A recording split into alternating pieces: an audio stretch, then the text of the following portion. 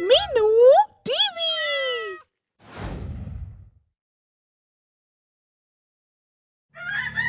राधेपुर गांव में नाम सखा नाम का एक आदमी अपने बेटे के साथ रहता था। एक रात बहुत गर्मी थी और इसलिए राम सखा छत पर जाकर सो गया। रात 12 बजे के करीब अचानक किसी औरत की पाजेब छनकने लगी और उस छन छन की आवाज में उसकी नींद उखड़ गई। उसने चादर से मुंह बाहर निकालकर देखा तो दंग ही रह गया। सचमुच कोई औरत छन छन पायलें छनकाती हुई छत पर घूम रही थी। राम सखा उसे देखकर घबरा गया और उसने उस औरत से पूछा, अरे कौन है तू और यहाँ क्या लेने आई है?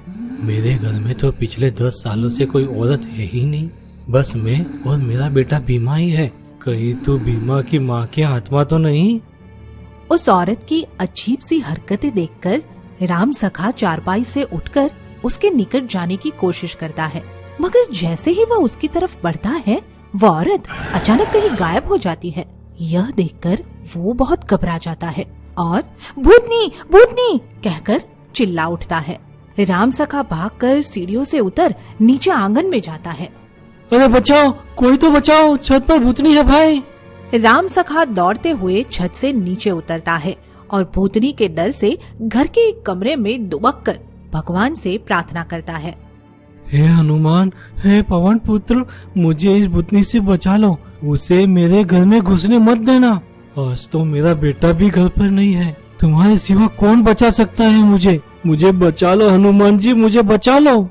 अभी वो 2 मिनट भी चैन की सांस नहीं ले पाया था कि तभी फिर से एक अनहोनी घटना घट जाती है। घर की दीवार में सीमेंट से बनी स्लैब पर रखा लोहे का ट्रंक एकाएक हिलने लगता है और उसमें से पाजेब छनकने की आवाज सुनाई देती है। पायल के छनकने की आवाज बढ़ती ही जाती है और राम सखा फिर चिल्लाने लगता है, ट्रंक में भूतनी? अरे कोई बचाओ भाई, ट्रंक में भूतनी घुस गई है, कोई बचाओ मुझे। यह दृश्य देखकर तो राम सखा का पसीना छूट जाता है और वह घर से भागकर सीधे पुलिस स्टेशन पहुंच जाता है। साहब मुझे बचा लो, मेरे घर में भूतनी घुस आई है। कहाँ देखा तूने भूतनी को? पहले छत पर देखा, फिर घर में रखे ट्रंक में सुना साहब। कमबख्त ट्रंक के अंदर बैठी जोर जोर से छन छन कर पायल छनका रही है। मुझ पर यकीन न हो तो आप खुद ही चलकर देख लो। भूतनी ट्रंक में बैठकर छन छन पायल छनका रही है। चलो दिखाओ, हम भी तो देखे कि भूतनी छोटे से लोहे के ट्रंक में घुसी कैसे। पुलिस इंस्पेक्टर एक हवलदार को अपने साथ लेकर राम सखा के साथ उसके घर जाता है। वहाँ वे काफी देर तक बैठते हैं मगर ट्रंक के अंदर कोई भी पायल नहीं छनकती। फिर हार कर वे राम सखा को मूर्ख और पागल कहकर वापस लौटने लगते हैं। तो ट्रंक के अंदर अचानक ही जोर जोर से पायल के छनकने की आवाजें आती है। यह आवाज सुनकर पुलिस वाले चौंक जाते हैं। देखा साहब, है ना ट्रंक के अंदर भूतनी, छनका रही है ना पायल। मुझे इस भूतनी से बचाओ साहब, चाहो तो इस ट्रंक को ही अपने साथ थाने ले जाओ। हवलदार, जरूर इस ट्रंक के अंदर कोई राज छिपा है और हमें उस राज से पर्दा उठाना ही होगा। जनाब, मैं इस ट्रंक को उठाने की कोशिश करता हूँ। जैसे ही हवलदार ट्रंक की तरफ बढ़ता है उसके अंदर से पायल छनकने की आवाजें का आना बंद हो जाता है और हवलदार उस ट्रंक को उठाकर इंस्पेक्टर के सामने रख देता है। वे जब उस ट्रंक को खोलते हैं तो सचमुच ही उसमें एक चांदी की पाजेब मिलती है। पुलिस इंस्पेक्टर इस पाजेब को देखते ही चौंक कर कहता है, अरे हवलदार, देखा ना, उड़ गया रात से पर्दा, मिल गई दूसरी पाजेब। तुलसी की आत्मा ने हमें खुद ही अपने कातिल तक पहुंचा दिया। ये तो चमत्कार हो गया, चमत्कार। अच्छा, तो ये उस तुलसी की पाजेब है जिसका परसों मर्डर हो गया था और उसके पाँव की एक पाजेब गायब थी। कमाल है जनाब, इस तुलसी की आत्मा ने तो हम पुलिस वालों से बढ़िया काम कर दिखाया। यह पायल यहाँ किसने रखी? मेरे बेटे भीमा ने रखी होगी साहब, पर वह तो घर पर नहीं है। और ये तुलसी कौन है साहब, और इसे किसने मारा है? तुलसी कौन है और उसे किसने मारा, यह तो तेरा बेटा भीमा ही बताएगा। उसके बाद पुलिस भीमा को पकड़कर उससे पूछताछ करती है। पुलिस की पूछताछ में भीमा कबूल कर लेता है कि तुलसी का मर्डर उसने ही किया है। इस पर पुलिस भीमा पर तुलसी की हत्या का मामला दर्ज करके उसे थाने से जेल भेजने की तैयारी करती है। जब वह थाने से जेल के लिए रवाना होता है तो पुलिस इंस्पेक्टर उसे तुलसी की दोनों पायल दिखाते हुए कहते हैं, देखा बेटा, कभी कभी कत्ल होने वाले खुद ही कातिल का पता बता देते हैं, जैसे तुलसी ने अपनी खोई हुई पायल को ढूंढकर तुम्हारा पता बता दिया। बेटा, जीवन में फिर कोई ऐसी गलती मत करना, वरना कोई आत्मा तुझे थाने के बजाय सीधे स्वर्ग में पहुंचा देगी, समझा? उसके बाद भीमा को जेल भेज दिया जाता है।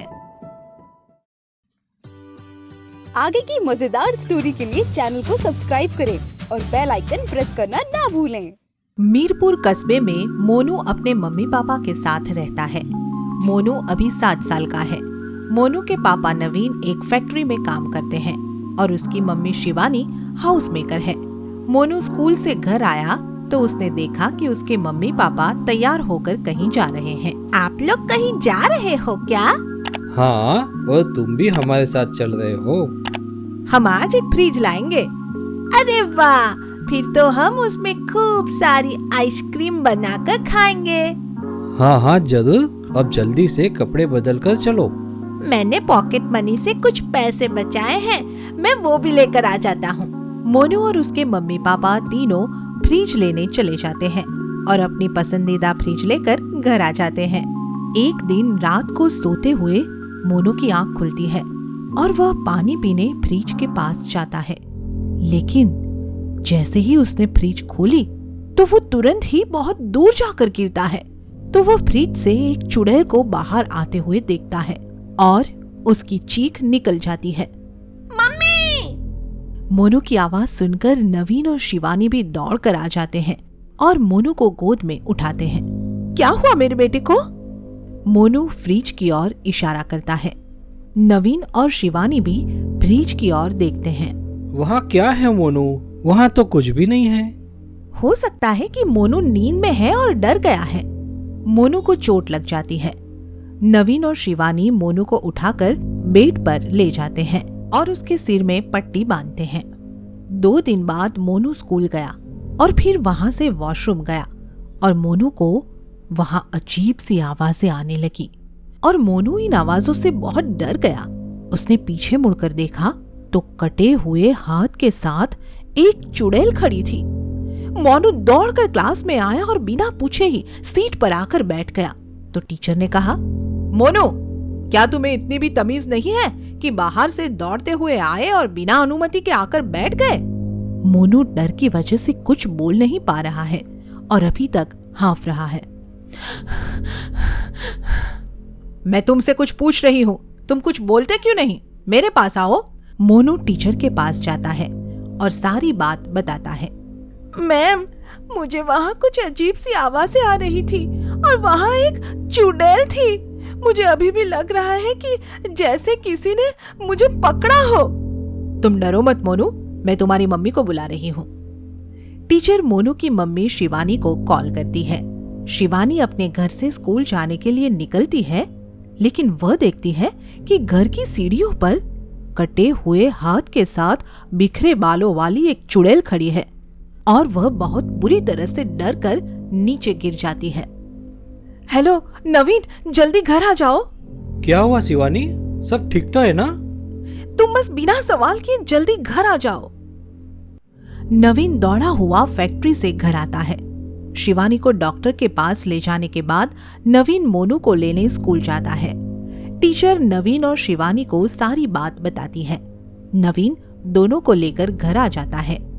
मुझे तो लगता है कि हमारे घर में किसी का साया आ गया है। ये सिर्फ एक्सीडेंट है, तुम इसके बारे में ज्यादा मत सोचो। नवीन के कहने के बाद शिवानी इस बात को गंभीर रूप से नहीं लेती और वापस फ्रिज के पास चली जाती है और फ्रिज खोलती है। लेकिन जैसे ही उसने फ्रिज का दरवाजा खोला, उसमें से वापस वही चुड़ैल निकल कर आती है, जिसे देखकर शिवानी बहुत बुरी तरह से डर जाती है और तेज की चीखती है, नवीन! अगले दिन नवीन मोनू और शिवानी को लेकर तांत्रिक के पास जाता है। तांत्रिक एक गुफा में धुना लगाकर बैठा है। प्रणाम गुरुजी, मैं बहुत दूर से आस लेकर आपके पास आया हूँ। बताओ क्या बात है। नवीन और शिवानी तांत्रिक को अब तक की घटना बताते हैं। तुम फिक्र मत करो, मैं अपनी शक्तियों से अभी उसको तुम्हारे सामने बुला देता हूँ। तांत्रिक मंत्र पढ़ता है और कुछ समय बाद एक चुड़ैल खींची हुई आती है, जिसने काले कपड़े पहने हैं और उसके लंबे लंबे दांत हैं, बिखरे हुए बाल हैं और कटा हुआ हाथ है। तुम इनको क्यों परेशान कर रही हो? पहले मोनू ने मुझे परेशान किया था।